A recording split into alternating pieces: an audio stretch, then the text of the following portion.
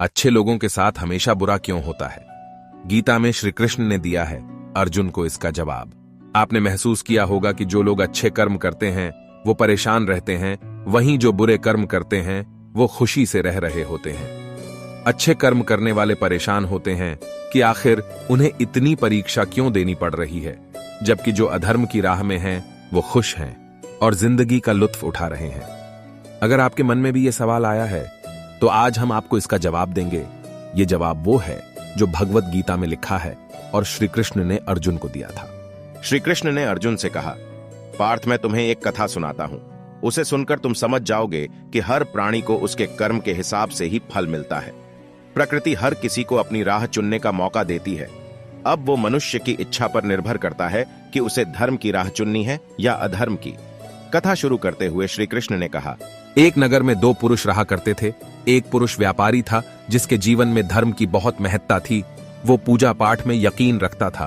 वो हर रोज मंदिर जाता था और दान धर्म भी करता था और हर रोज भगवान की पूजा करता था। वहीं दूसरा पुरुष बिल्कुल विपरीत था। वो हर रोज मंदिर तो जाता था लेकिन पूजा करने नहीं, बल्कि मंदिर के बाहर से जूते चप्पल चुराने।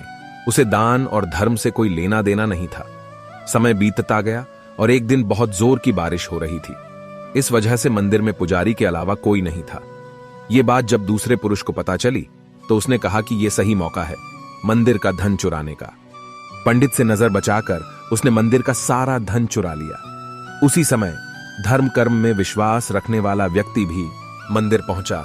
दुर्भाग्य से मंदिर के पुजारी ने उसे ही चोर समझ लिया और चिल्लाने लगे। वहां लोग एकत्र हो गए और उसे बहुत मारा। किसी तरह वो बचते बचाते वहां से निकला तो दुर्भाग्य ने उसका साथ वहां भी नहीं छोड़ा। मंदिर के बाहर वो एक गाड़ी से टकरा गया और घायल हो गया। फिर वो व्यापारी लंगड़ाते हुए घर जाने लगा तो रास्ते में उसकी मुलाकात उस पुरुष से हुई जिसने मंदिर से धन चुराया था। उसने कहा, आज तो मेरी किस्मत चमक गई, एक साथ इतना सारा धन मिल गया। ये सब देखकर उसे बहुत बुरा लगा और उसने अपने घर से भगवान की सारी तस्वीरें निकाल दी। कुछ सालों बाद दोनों की पुरुषों की मृत्यु हो गई। मरने के बाद जब दोनों यमराज की सभा में पहुंचे और भले पुरुष ने दूसरे व्यक्ति को देखा तो उसे बहुत गुस्सा आया। उसने क्रोधित होकर यमराज से पूछ ही लिया, मैं तो हमेशा अच्छे कर्म करता था, दान में विश्वास रखता था। उसके बदले जीवन भर मुझे अपमान और दर्द ही मिला और इस व्यक्ति को नोटों से भरी पोटली। आखिर ऐसा भेदभाव क्यों? इस पर यमराज ने कहा, पुत्र, तुम गलत समझ रहे हो। जिस दिन तुम्हारी गाड़ी से टक्कर हुई थी वो दिन तुम्हारे जीवन का आखिरी दिन था, परंतु तुम्हारे अच्छे कर्मों की वजह से तुम्हारी मौत सिर्फ एक छोटी से चोट में बदल गई। तुम इस दुष्ट व्यक्ति के बारे में जानना चाहते हो।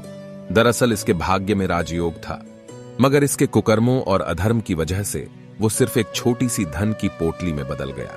कथा सुनाने के बाद श्री कृष्ण अर्जुन से कहते हैं, पार्थ, क्या अब तुम्हें तुम्हारे सवाल का जवाब मिल गया? ऐसा सोचना कि भगवान तुम्हारे कर्मों को नजरअंदाज कर रहे हैं, यह बिल्कुल भी सत्य नहीं है।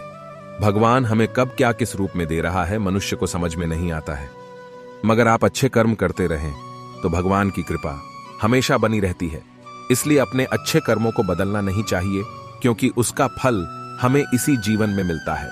इसलिए मनुष्य का फर्ज है कि वो हमेशा अच्छे कर्म करते रहें, क्योंकि श्री कृष्ण ने गीता में भी बताया है कि किसी के द्वारा किया गया कर्म बेकार नहीं जाता है, चाहे वो अच्छा हो या बुरा।